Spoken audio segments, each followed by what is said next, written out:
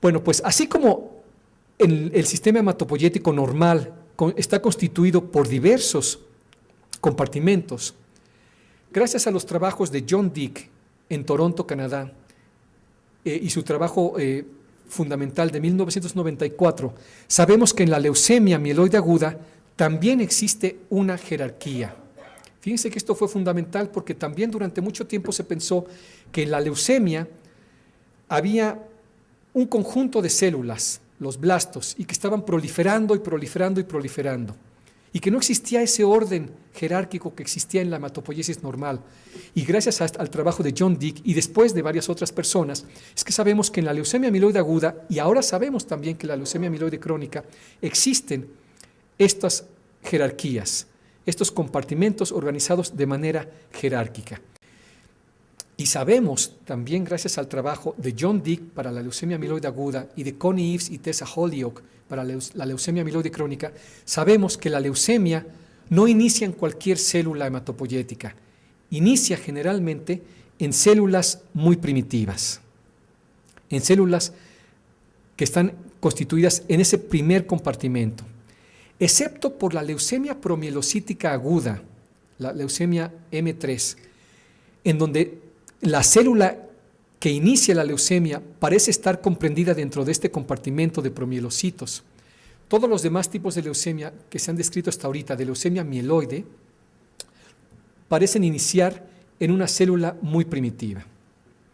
Ahora bien, sabemos, gracias al trabajo de Connie Eaves, Tessa Holyoke y varias otras personas, que la célula troncal en la leucemia mieloide crónica tiene un ciclo celular alterado, generalmente reducido, acortado, no tiene sensibilidad para inhibidores, es decir, inhibidores de la hematopoiesis que pueden inhibir a células troncales normales, no inhiben a células troncales o células progenitoras de la leucemia mieloide crónica.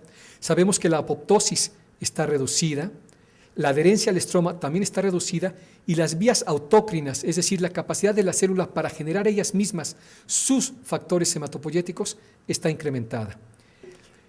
Y gracias al trabajo de Craig Jordan y varias otras personas, sabemos que en la leucemia mieloide aguda también la célula troncal hematopoyética tiene alteraciones muy importantes. Por ejemplo, no expresan CD90 o CD117, como lo expresa la célula hematopoyética troncal normal.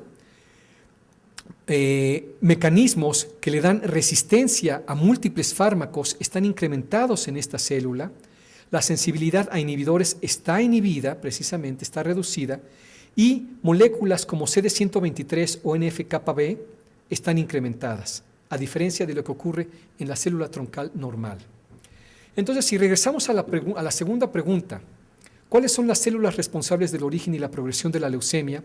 Vamos a encontrar en el corazón de la respuesta a la célula troncal leucémica, que ahora sabemos que puede generarse a partir de células troncales hematopoyéticas normales o a partir de células progenitoras hematopoyéticas que al transformarse adquieren propiedades de células troncales leucémicas.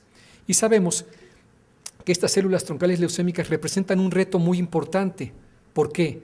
Porque están presentes en una frecuencia muy baja, la gran mayoría de ellas son quiescentes, y la gran mayoría de ellas son insensibles a los fármacos conocidos en la actualidad. Entonces, entender la biología de estas células es fundamental si queremos algún día llegar a controlar totalmente la leucemia. Y vámonos a la tercera pregunta. En 10 minutitos termino, no se preocupen. En 1955, de acuerdo al Consejo de Investigación Médica de Gran Bretaña y a los Institutos Nacionales de Salud de los Estados Unidos, aproximadamente 1 de cada 100 pacientes con leucemia sobrevivía más de 5 años. Ahora sabemos, y desde ese entonces se sabía, que la sobrevida de los pacientes con leucemia va a depender de muchos factores. En primer lugar, ¿qué tipo de leucemia? Pacientes con leucemia mieloide crónica sobreviven más generalmente que un paciente con leucemia mieloide aguda, y sobre todo en aquella época. Niños tienen periodos de sobrevida distintos a los periodos de sobrevida en adultos. Pero en esta gráfica lo que nos muestran tanto los institutos de salud como el Consejo Británico de Medicina, es la sobrevida general de pacientes con leucemia, no importa el tipo de leucemia. Si juntáramos a todas, más o menos el 1% sobrevive más de 5 años.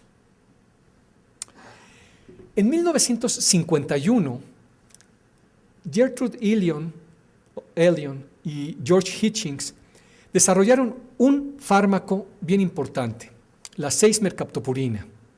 Y en 1953, nuevamente en 1953, Joseph Burkenal en Nueva York demostró que este fármaco que acababa de ser generado, acababa de ser desarrollado, la 6-mercaptopurina, podía ser utilizada para tratar pacientes con leucemia linfoblástica aguda, pacientes pediátricos, y vio que los efectos eran mejores que los efectos que había reportado Sidney Farber con el antimetabolito o el antifolato aminopterina. Estos dos investigadores, Elion y Hitchings, desarrollaron varios fármacos más y precisamente por eso recibieron el Premio Nobel de Medicina y Fisiología en 1988. Para 1985 existían 3 grandes grupos, 3 grandes centros para el tratamiento de la leucemia.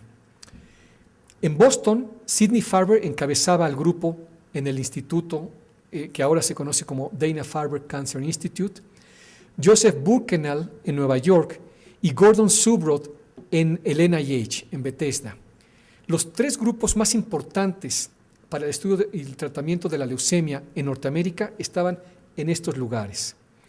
Y ellos formaron el primer grupo cooperativo multicéntrico conocido como ECOG, Eastern Cooperative Oncology Group, y se dedicaron a estudiar diferentes compuestos en diferentes dosis y en diferentes grupos de pacientes.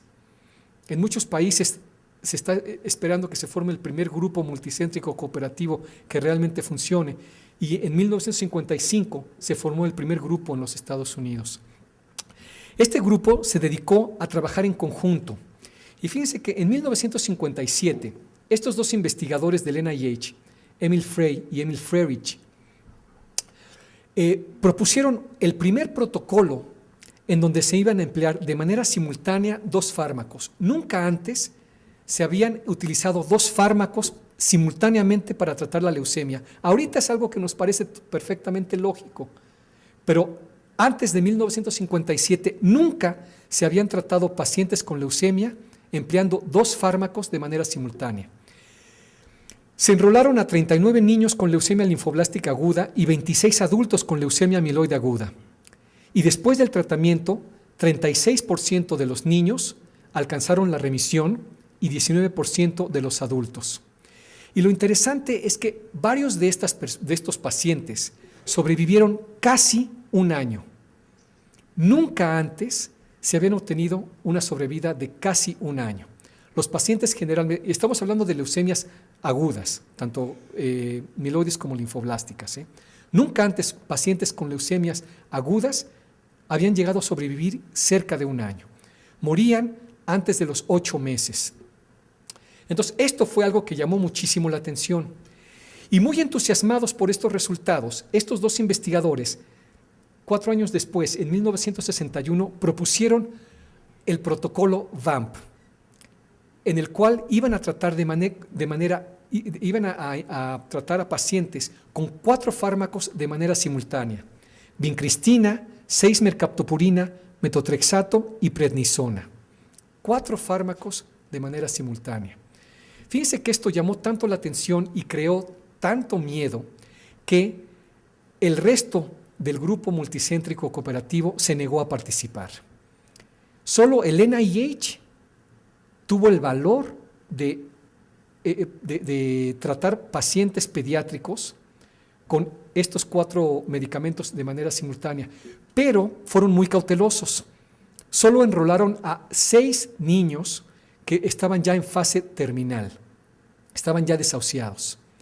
Pues resulta que al dar este tratamiento con los 4 fármacos de manera simultánea, los 6 niños con leucemia linfoblástica aguda llegaron a la remisión.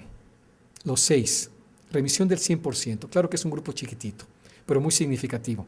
Y lo más interesante, que el promedio de sobrevida fue de 26 meses. más de 2 años. Nunca antes, si estos investigadores estaban fascinados porque los pacientes habían tenido casi 1 año de sobrevida, ahora habían duplicado esa sobrevida. 1961, por primera vez, se utiliza un esquema con 4 fármacos de manera simultánea y se obtiene una sobrevida superior a los 2 años. En 1957 también se publica un artículo que ha tenido un impacto fundamental en la hematología.